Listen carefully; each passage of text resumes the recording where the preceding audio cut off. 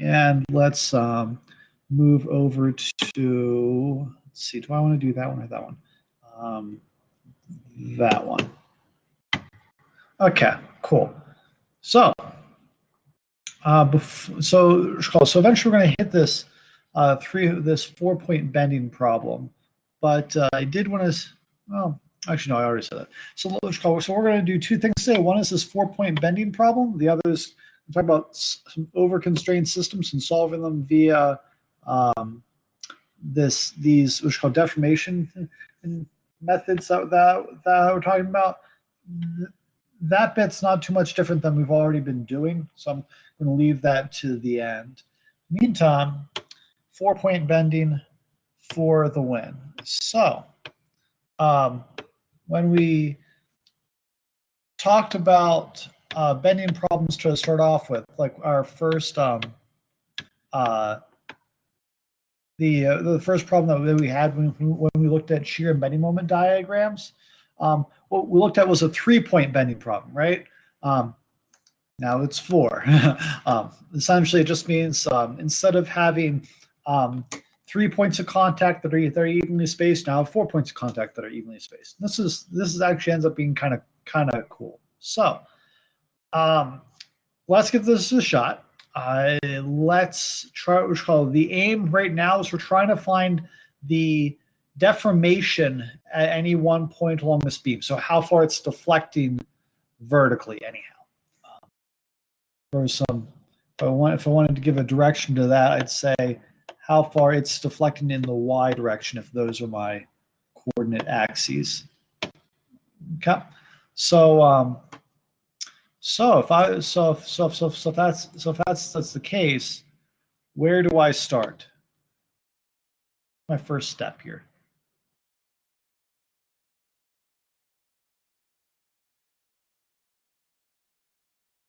Find the resultant forces. Find the resultant forces. Okay, what do you mean by that? Like at the two ends. Okay, cool. So how do I do it? Some of the moments at one of the ends, and then some of the forces. All right, so let's get some positive directions going here. All right, so take some moments. Let's say the left-hand side, we'll call this A over here, B over here. So some of the moments at A, what do we got?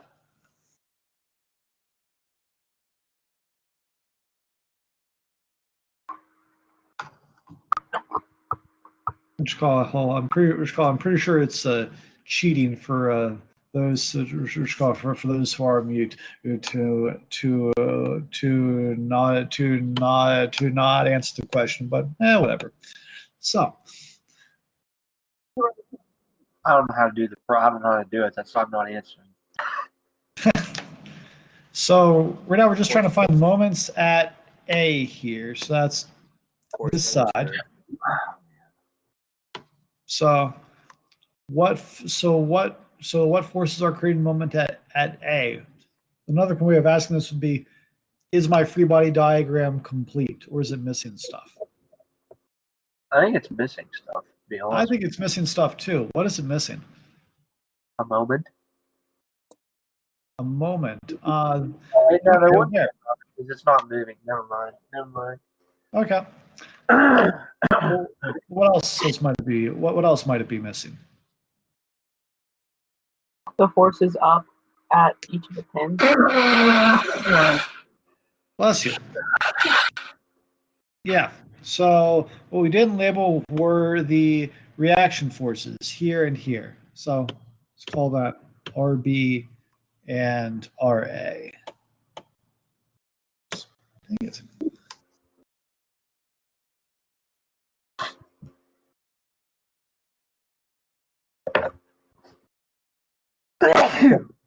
Bless you.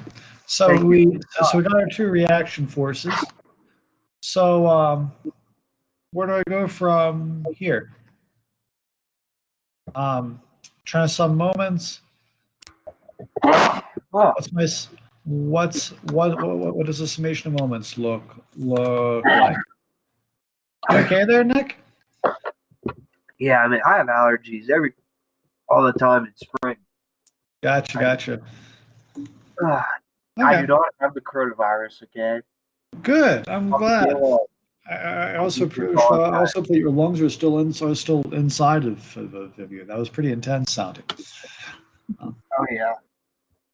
So summation of moments. What do we Negative got? f times 3 Okay, negative 3f. Okay, plus or minus 6f, cool. and then plus 9rv. Yeah. Okay, so that equals. Brother Marius, I have a question. Yeah. What's the -4 minus PT is Um, bent? Like, what's that that? is a Charlie. That is a bullet point. I was saying 4-point bending and boundary conditions. Essentially, this is what we're going to be talking about today. I can erase it if it's annoying. No, hold on. My computer just like crapped the bed for a second. That's not a good sign. And like, hold on, it's loading again. I don't know. Okay. Well, in the end, while you're doing that, we'll quick solve this puppy out. So good. RB 9F over 9, or the reaction force is equal to the applied load, which is kind of interesting. Which, if I remember correctly, is 4 kilonewtons. Yeah. And if we do a summation of forces, we'll see that RA is actually ends up being the same thing. If you go up to here, if RB is 4 kilonewtons or F, then a summation of forces kind of implicitly makes RA also equal to 4 kilonewtons. So, Can you hear me now, Brother Marius? yep. All right, that's good. This is kind of a unique thing to 4-point bending. We go into it expecting the reactions everywhere to all the applied loads to be the same. So if I went ahead and I said, okay, I'm going to start drawing sections. I'm going to start from left and go right. So my first section, got RA over here.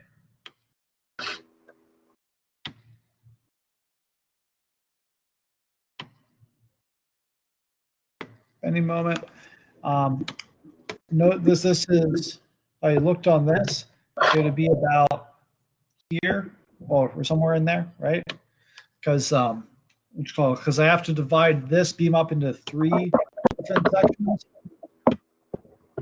between each of the applied loads. So right now I'm just looking at this section over here. All right. So if I pop back down, there's my section. Summation of forces is pretty straightforward. It just means my shear force is equal to my reaction force. Those are the same. And in terms of MB, my bending moment, that's going to be what?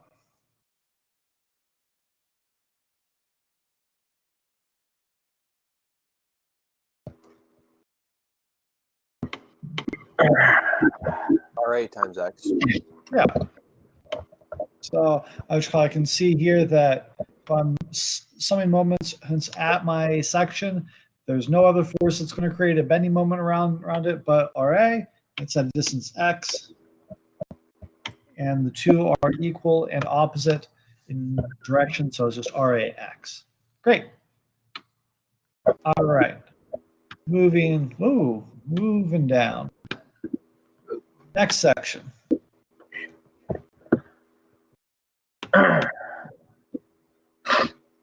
So there's RA. Now pass to the first force. Some distance x from that side.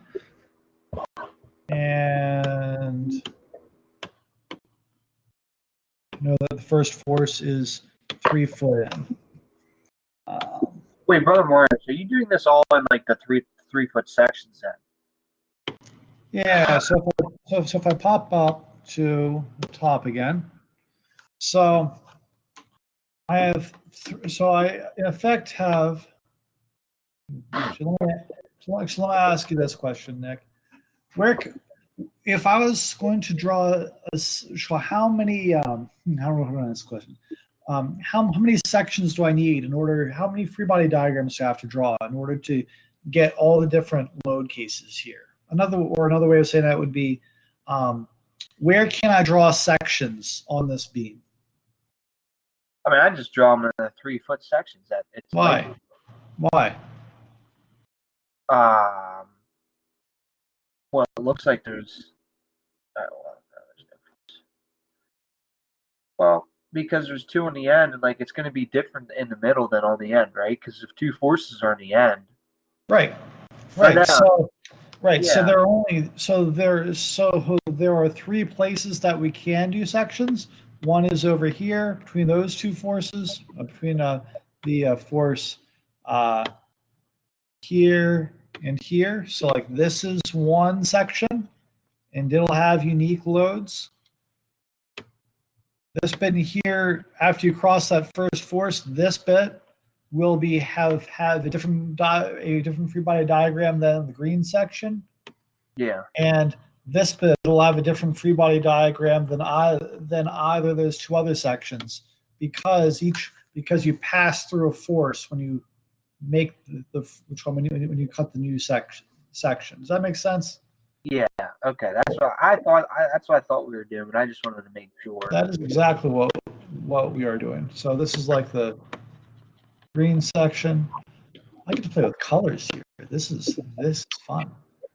This is the kind of like magenta section, and then we'll get to the cyan one eventually. So we're here. So if I did summation of forces, it's not quite as straightforward anymore because we have 3 now. Oh my goodness, so complex. Go. So same as before, up and counterclockwise are the positive directions. So summation of forces of RA minus F minus V. And RA, what's the value of RA? We don't know, do we? We do. We solved which one? It was the first thing that we did. Same as F. Right. So RA is F. Therefore, those actually cancel out. The shear force actually equals 0. This is kind of the peculiarity of 4-point bending. We're going to find that in this middle section, in this in magenta area here, that there is no shear force, but there is a bending moment. It's something kind of unique to this particular load case, and it can look kind of wonky. So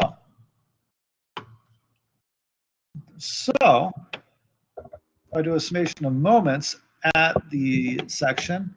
What do I get?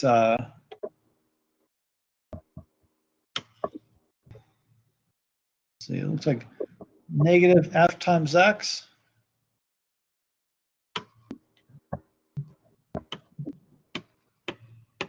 Speaking of, which call that being R, which call that F being. Wouldn't it be positive? Wouldn't it be positive. Let's have a look.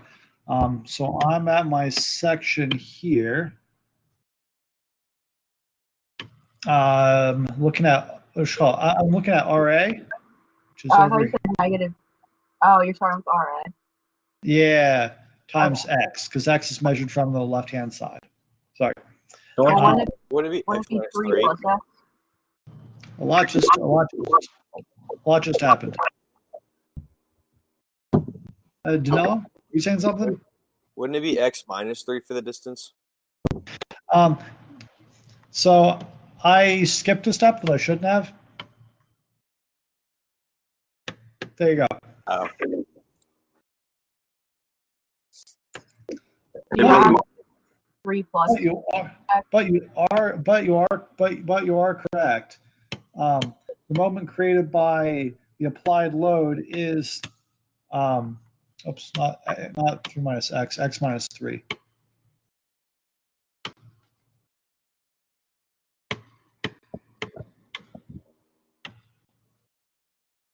And this one would be positive, right?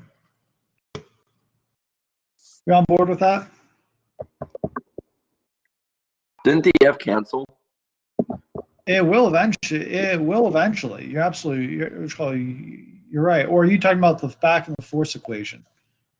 I was gonna say, isn't that just Yeah, that's back in the force equation. I'm sorry, Cade, what? Yeah, back in the force equation. It did. And that's what it's called. And that's why our shear force is 0. However, just because our shear force comes out to 0 doesn't mean that our moment's going to be 0. So Okay. so we're doing summation of moments right now and just seeing where it's going to go. Okay, I see what you're saying. If I add in, let's see, that's my bending moment, right? That's all my moments. You happy with that? If we wanted to, could we like start X after the 3 foot? Say again? So like, and because we had a homework question similar to this, and like because we know that F and RA are 3 feet apart, so could we start X like at where F is? Would that work? Because then it would be like F times X and then Right. RA times 3 plus You, X. you could do it. I don't like doing it that way, and here's why. So in our first section, X, we defined X to start here at the far left-hand side of the beam. If we move down and change where X starts, like here, then we're no longer consistent in where X is. So because the problem's simple enough, you can kind of make the math work, and it won't really matter all that much. But when things get more interesting, or you have to compare between sections, it just makes that process a bit more error prone if you redefine where X starts from. So I find it best to be as consistent as possible when defining coordinates, and just deal with what comes out from that.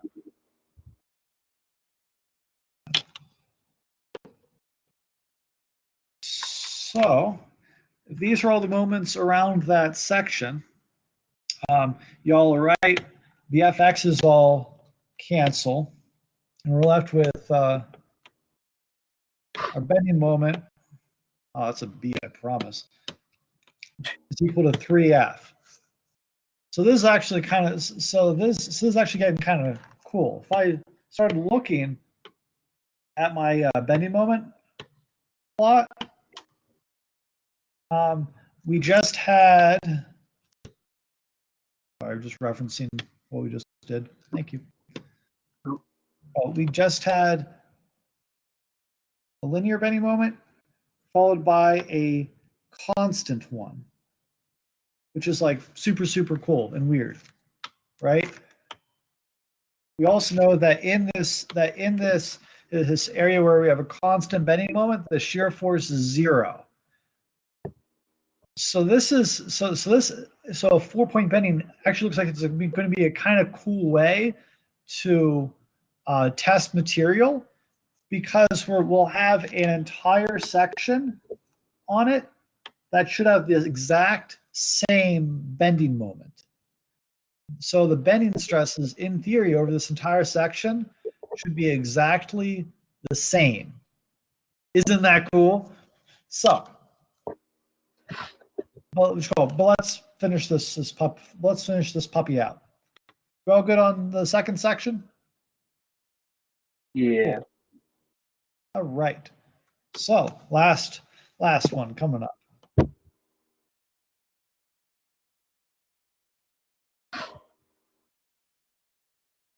This is not to scale.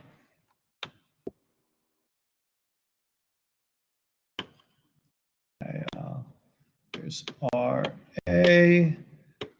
force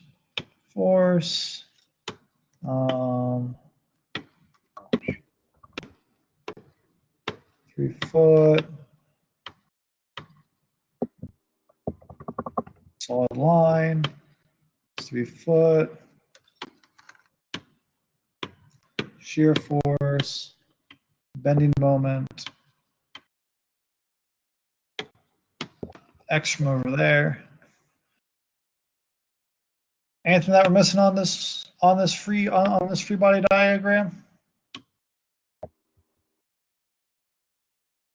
Outside of my hideous attempt at making a line.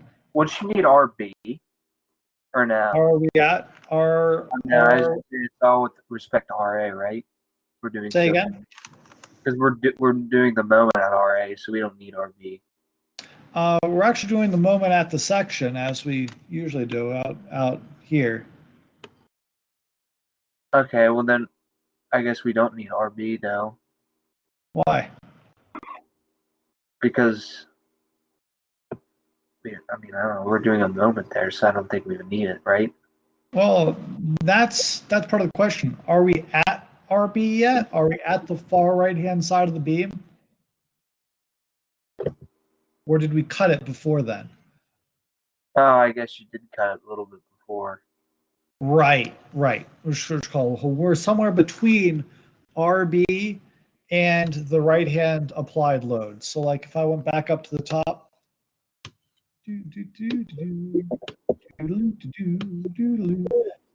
we are somewhere in here. We're not here yet. We're just somewhere in this section. Mm-hmm. All right? Okay. Cool. All right. Let's move back down here. Great. All right. So we're here. So we have to play the same game as before. Shear force and bending moment. So in this case, summation of forces. And up and to the right are positive. Counterclockwise is also positive. So, game on. Summation of forces. RA is going up, right? We got 2 F's going down, and we got shear force going down. Anything I'm missing? Cool. So at least one head shake. All that equals 0. So if I know that RA is F, that means V again equals minus RA, or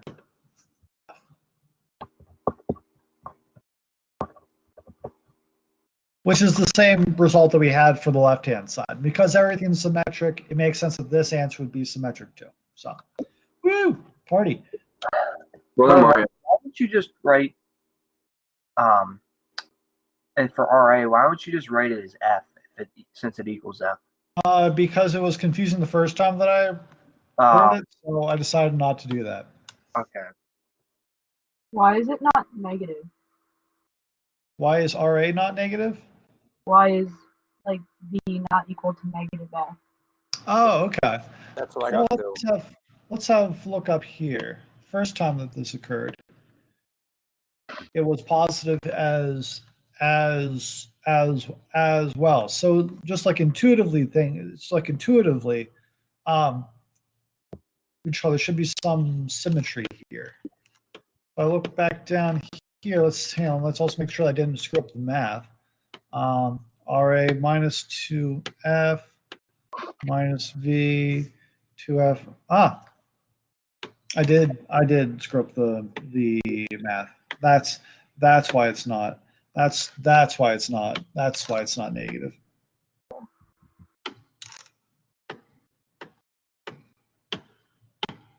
Thank you.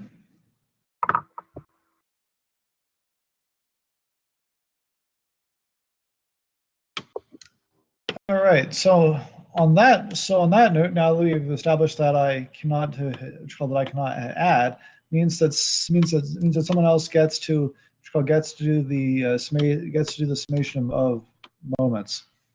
So sound screw it up. So what moments do we have?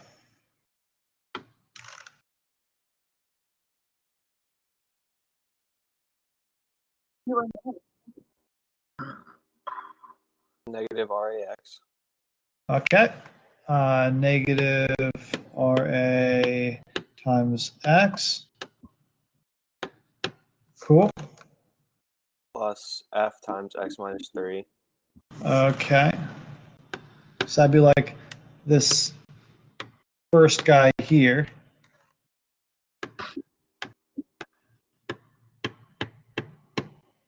Wait, why wouldn't you do it? Wouldn't it be with the F times X minus 3? Wouldn't it be like doubled since there's two through the sections? Or Just do them one at a time. And the next one is plus F times X minus 6.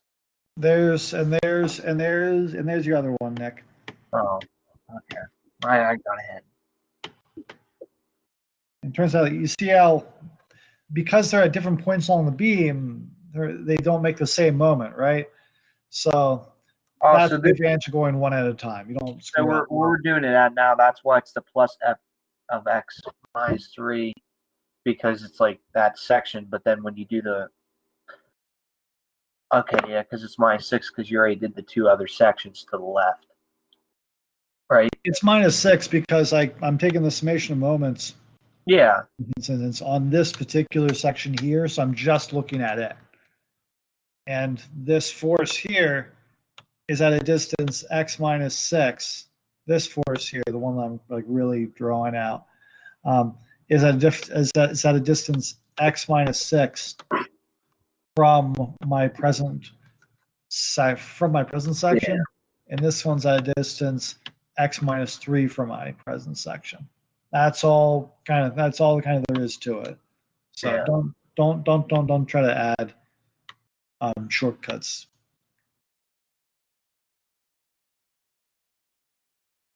Okay, and then we got our internal bending moment there, and that's it.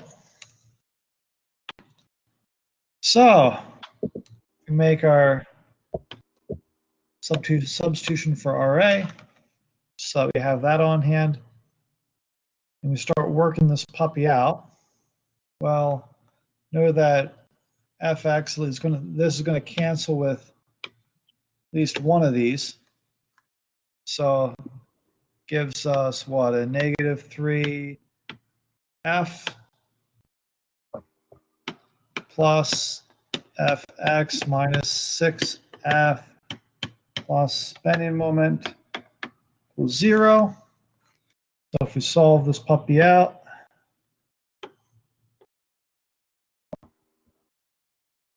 assume I can write, seems like an assumption. bending moment equals what? -3 F. Oh no, it wouldn't be -3. It'd just be 3. 3F plus a minus.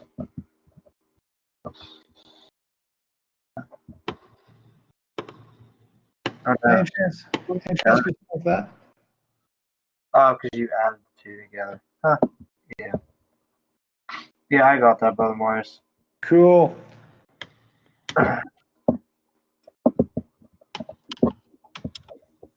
All right.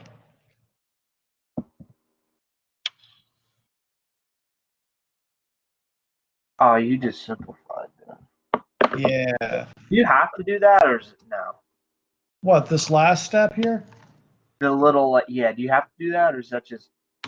It's what you call it. It makes spotting the trends a heck of a lot easier for me anyhow. So I do it out of habit because it makes looking at what this thing actually means a lot easier to do. For example, I can look at this and say the length of my beam is 9 feet. So at the end of this beam, what's my bending moment going to be? And I can just look at this term and say, well, at x equals 9, that'll be 0. Therefore, at the end of the beam, my bending moment is going to be 0. It's a lot easier for me to do that than to look at this and go, okay, so I got 9F over here. This thing's going to be 9F. Okay, and then I do a third step. I just have to do one step of math here. So whatever floats your boat. I think that simplification makes everything easier. But anyhow. But speaking of that, let's see if we can work this puppy out and see if it what's called work out the shear bending moment diagrams and see if it makes sense. So first off, this is my shear bend moment for the last section there. Something does seem a little weird with it. Like if I put in 0 for x, my bending moment's 9 times f. That doesn't sound right because my bending moment should be 0 at both ends. What's up with that?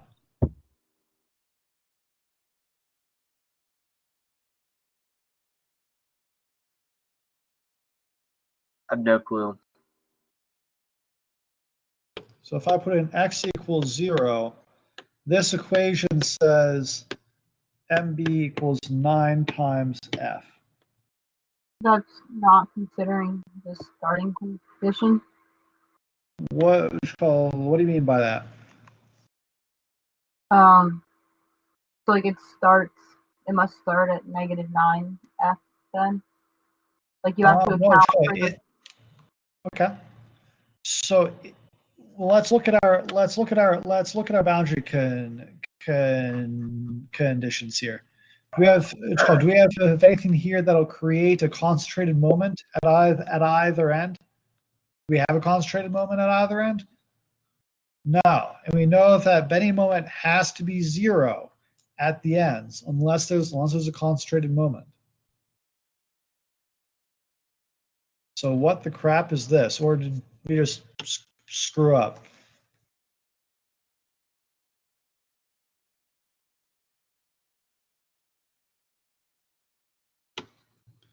Let me ask this question. This equation, where did it come from?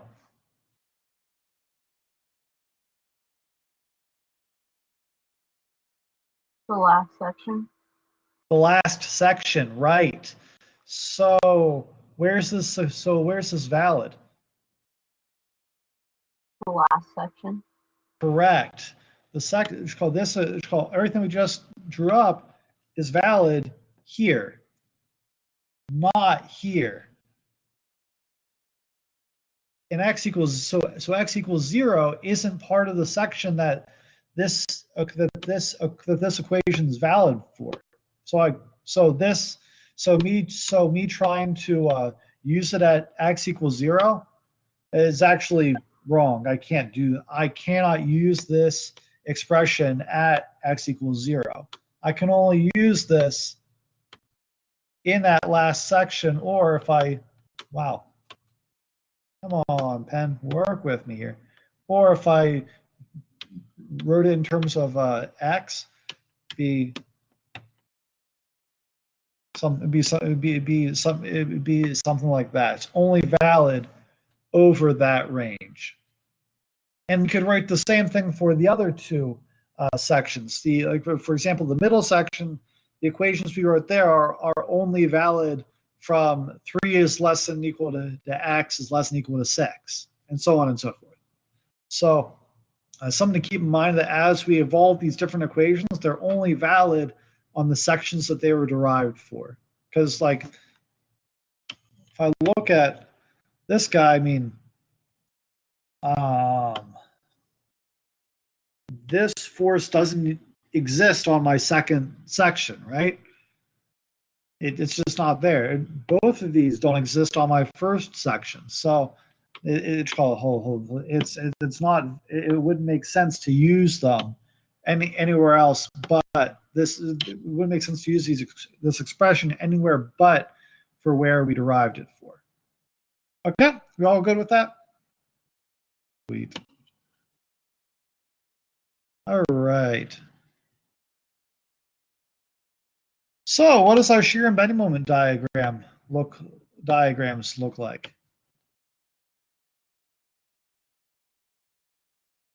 Here's our, let's start with the shear force. What does that look like?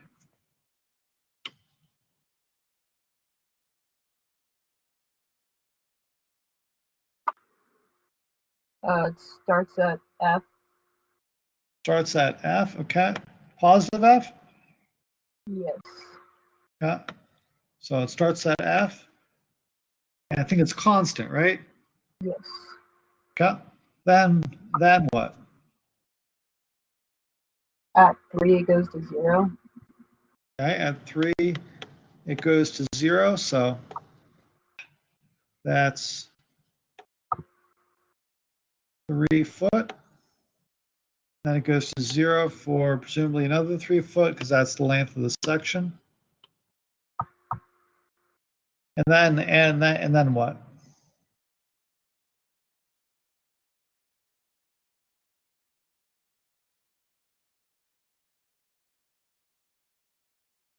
It goes down F. Okay, so go down to negative F.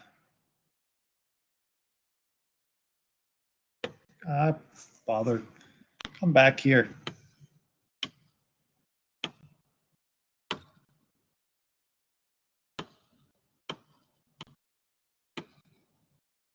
Yeah. It's down to negative F for the last three feet. At the end of that section, it hits the reaction force there and goes back to 0 at 9 foot. Great. Why wouldn't it go That's back to F at the last part Say again. instead of 0? Why wouldn't it go back to F? If the reaction is there, wouldn't it take it all the way back up? Okay, so if my shear force is F, and if my shear force is negative F, and my reaction force is F, the summation of those two at the end of the beam will be 0. So like if I look at right at the end, this is the right side of the beam. Okay. I have a reaction force here, that's F. If I looked at my shear force right here, it'd be the same magnitude, right? Yeah. So they end up just canceling each other out. Okay, that makes sense. Yeah. All right. So that's shear force. What about bending moment?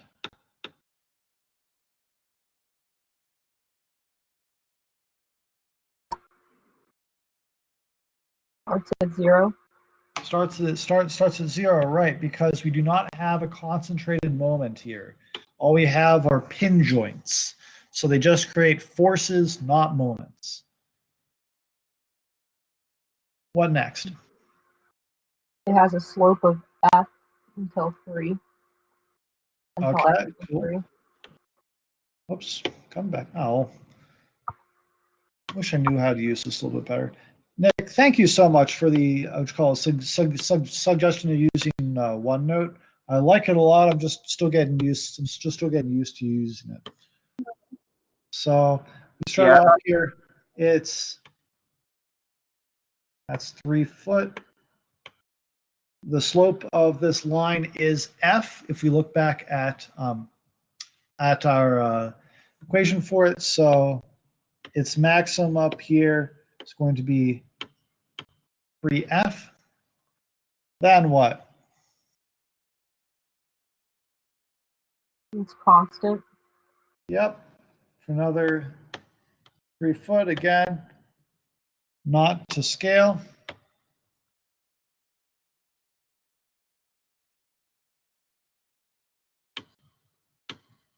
Then if I look up at this guy, this bending moment equation here,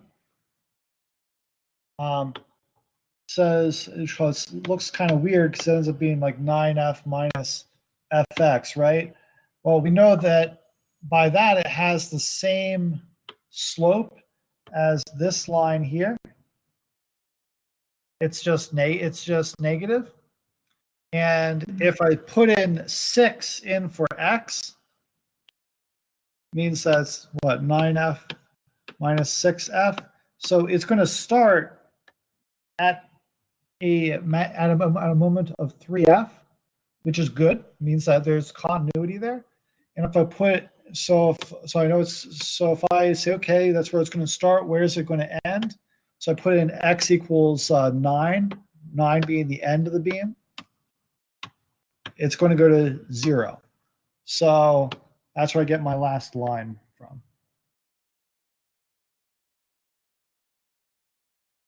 There are my shear and bend moment plots. We cool with those? Sweet. All right. So now I go to play the most wonderful game, meaning calculus. So second derivative of y with respect to x is bending moment over bending stiffness. Woo. So if I integrate this puppy, I get something that looks like arrow, I promise.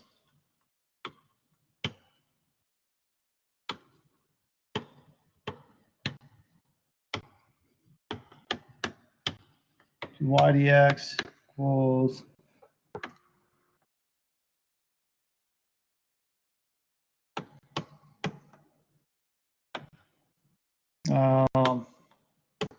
sorry, 1 second. How do I want to do this? We'll do the first section first. Yeah, let's do that. Okay, cool. We can do that. So my bending moment first one was just f times x. So now it's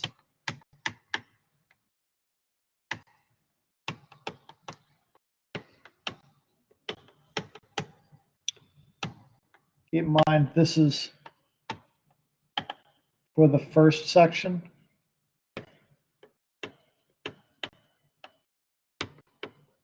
Which should be like the green one, I think, if you want to what's called color code things. And then that plus c. Can we get rid of the c? Can we define what that constant of integration is?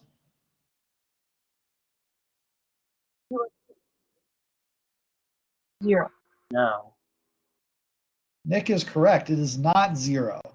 Or rather, we don't know what it is because right now we have an expression for the slope of the beam, right? when we looked at a cantilever beam last week, one end of the cantilever was fixed, right? It couldn't move. It couldn't rotate. I hate so like Aha!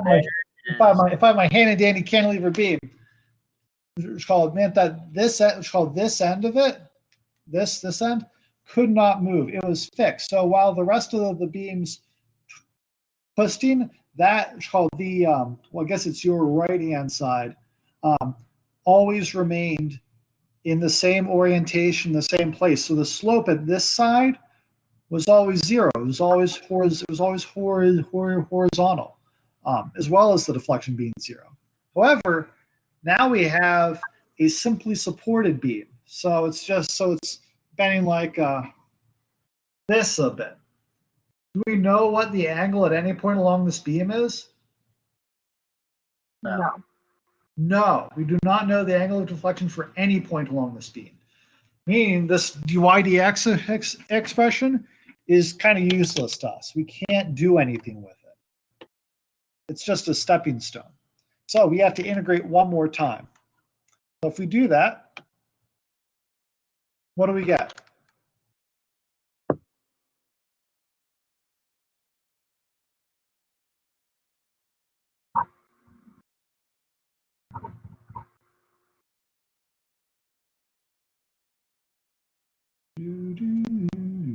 One six f x to the third Sweet. 1/6 f x to the third. Sweet. over ei Sweet. plus cx plus c2. Yeah, so we have to integrate our constant of integration. We're going to call it C1 because we're going to get a second one. C2.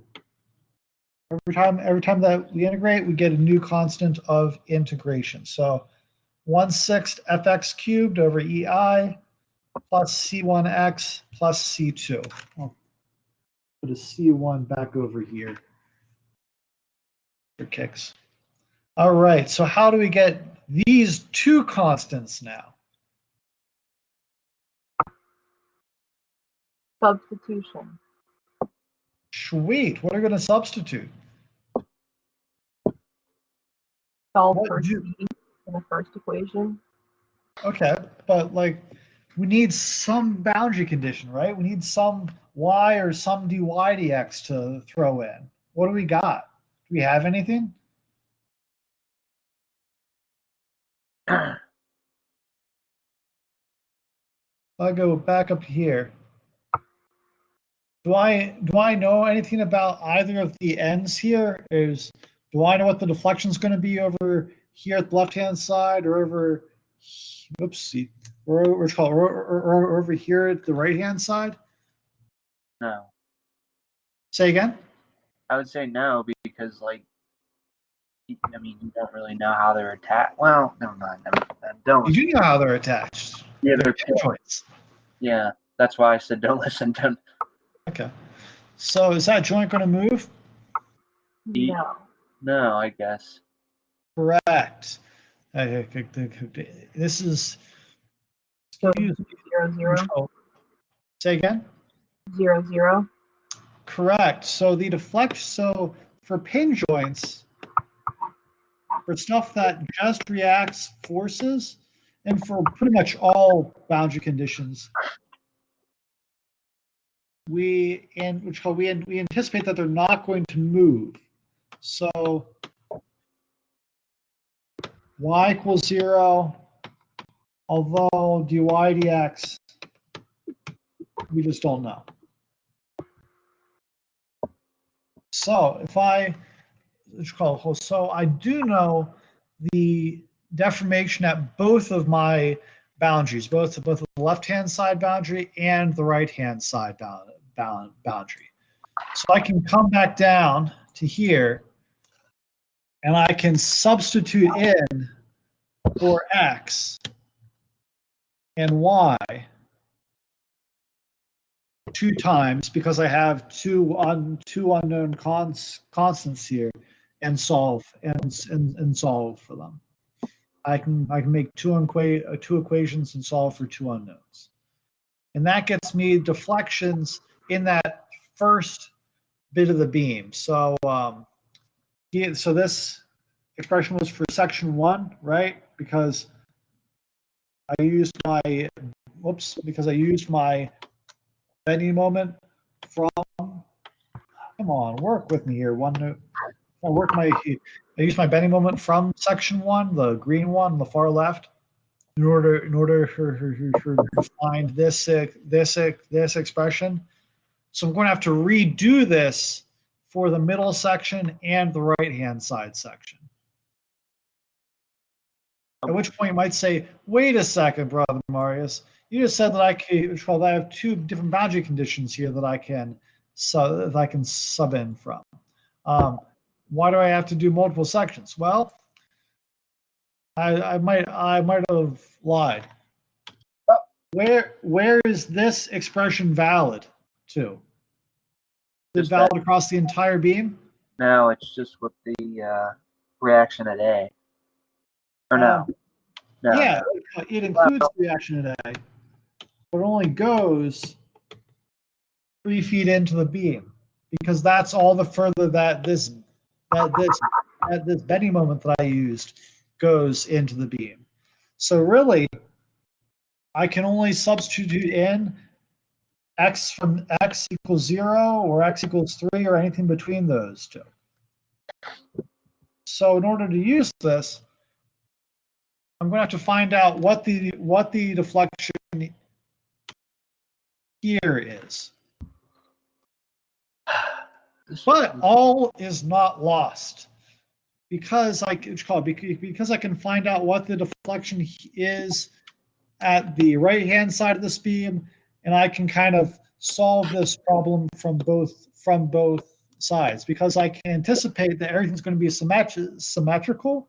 So if I can come up with an expression for the deformation here and the deformation here, I might be able to set them equal and solve for things. Cool beans? Is that only because the forces are equal distance apart? It's because everything's symmetric. It's because everything's symmetric here. Okay. Yeah. You're right. I would not be able to play that game otherwise. Cool beans, though. The important things I want you to take away, though, are kind of the difference in boundary condition from last time. So here we have pins instead of a fixed boundary condition, and that means we can't assume anything about the slope at the boundaries, but although we do know the deflection, and also kind of this piecewise sort of sectioning of a beam that we want to find the deflection on. Kind of how we have to split it up into different pieces and then look at each piece by itself. That said, the deflection here on section 1 should be the same as the deflection here on section 2, right? Because they both have to meet at the same point. So we can kind of bridge between the sections like that. Make sense? Any questions? No. All right. Well, that's all I got for today then. Thanks for stopping by. See you, Brother Marius. Have a See good ya. one. All right, thank you.